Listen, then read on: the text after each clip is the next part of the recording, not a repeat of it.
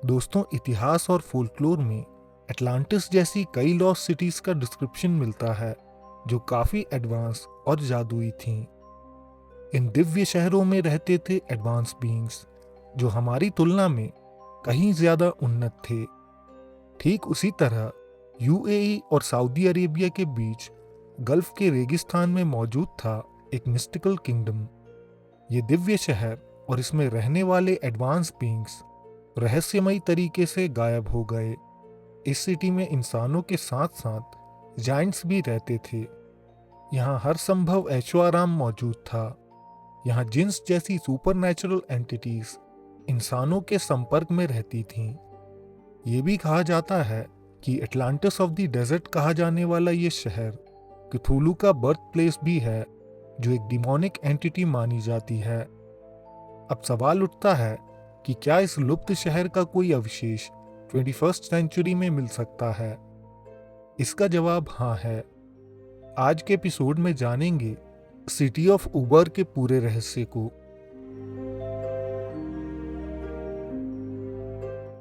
दोस्तों, Arabian peninsula में हजारों साल पहले आज जनजाति के लोग रहते थे। ये जायंट्स की कम्युनिटी थी जिनकी औसत लंबाई 12 फीट होती थी।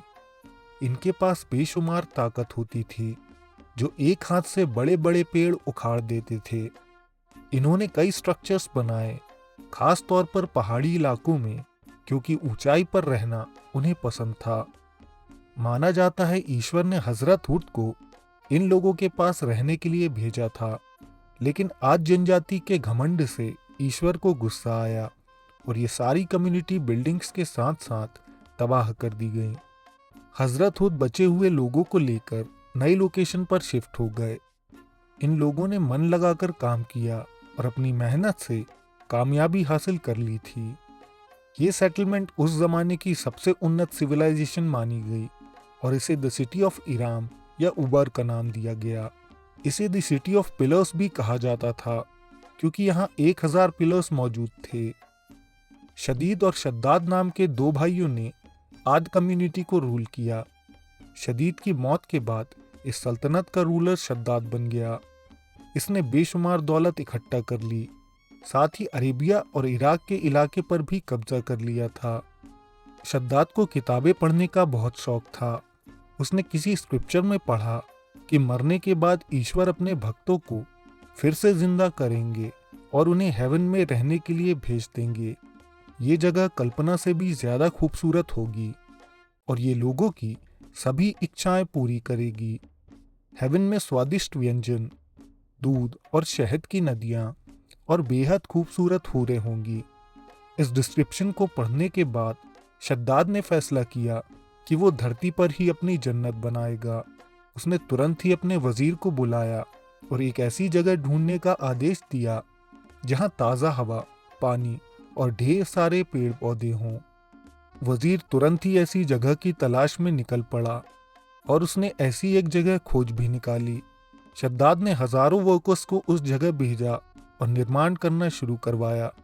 शद्दाद ने इस जगह का नाम बागे इराम रखा था, जिसका मतलब स्वर्ग का बगीचा होता है। शद्दाद ने अपने वर्कर्स को आदेश दिया कि सभी दीवारों पर सोने और चांदी की परत चढ़ाई जाए। सारे पिलर्स बेशकीमती जवाहरात से सजाए गए। नदी को छोटी छोटी नहरों से जोड़ दिया गया, जो पूरे इलाके में पानी पहुंचाने लगी। महल के अंदर दूध, शहद और वाइन की नहरें भी बनाई गई थी। इस बाग में दुनिया भर से सबसे खूबसूरत महिलाएं भी बुलाई गईं, जिनका काम जन्नत की अप्सराओं का किरदार निभाना था। ये शहर इतना खूबसूरत था कि रात के समय दूर दूर तक इसकी चमक दिखाई देती थी। अब कंस्ट्रक्शन कंप्लीट होने के बाद शद्दाद अपने करीबी लोगों के साथ बागे इरम के लिए निकला, लेकिन जब वो अपनी जन्नत से एक कोस की दूरी पर था, तभी आसमान से आफत गिरी और उसने शद्दाद को उसके स्वर्ग के साथ ही तबाह कर दिया।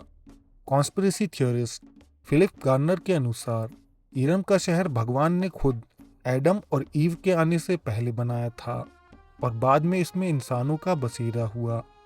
ये ट्रेडिशन थ्योरम और पिलर से निकला है और एंशिएंट अरबिक शब्द पिलर का मतलब दी ओल्ड वंस होता है, जिसे अरब में जिन्स कहते हैं। क्रिश्चियनिटी के अनुसार भी बुक ऑफ इनॉक में दी वॉचर्स का वर्णन किया गया है, जिन्हें इंसानों पर नजर रखने के लिए धरती पर भेजा गया था, जिन्होंने उसी इलाके में अपना ठिकाना बनाया। यो 1984 नासा सैटेलाइट्स ने ऊपर से कुछ तस्वीरें कैप्चर की जो दिखने में किसी लॉस्ट सिटी के अवशेष जैसी लग रही थी। यो 1991 में साइट का एक्सकवेशन शुरू हुआ।